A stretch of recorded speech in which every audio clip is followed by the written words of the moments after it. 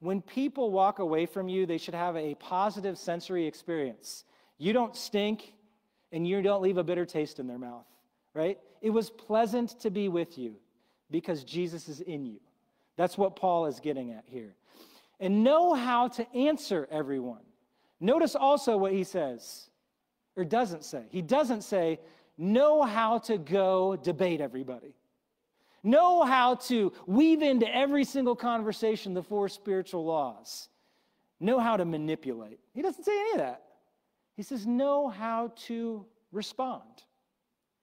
Which is also what Peter says in a very powerful passage. He says, if anybody asks you for the reason for the hope that you have, be ready to give it to them. And do it gently and kindly. Wow. This is beautiful. So this is taking the pressure off.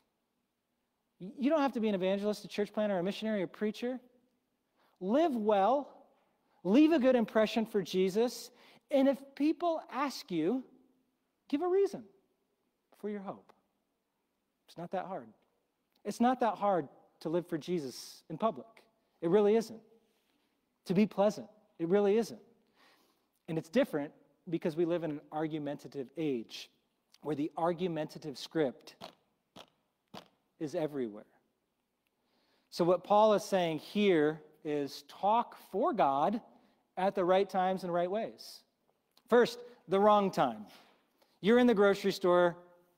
There is a woman with 2 crying children, and you come up to her and say, did you know Jesus wept too? Wrong time, all right? She's in crisis mode. Not a great time to do it. I told you that I'm helping out at the YMCA. And so what I do there is, and Nick has seen me there, so I talk with him sometimes too. I do evangelism to Nick at the YMCA as well. And so when I'm at the YMCA, we have a group where we sit around and talk at the beginning and stretch a little bit, and then they go down to the weight machine.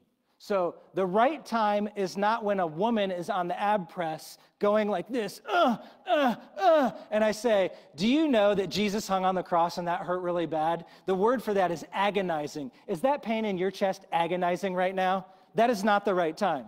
It's better to do that in the small group where people are talking than around the weight machines, right? So we kind of know some of this stuff intuitively. We need to take the pressure off and not try to cram a spiritual conversation in everywhere. There's a right way to do it too. There's an attitude, a pleasantness that Paul has talked about, and a willingness to break some of these rules from the argument culture that says consideration equals condoning. It's actually builds your faith to think from another perspective.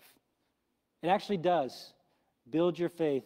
Monologue matters more than dialogue. Actually, going back and forth and talking with someone, that's a really good way to do it. To have a conversation and not just try to hammer someone with what you think. We do more than disagree, we demonize.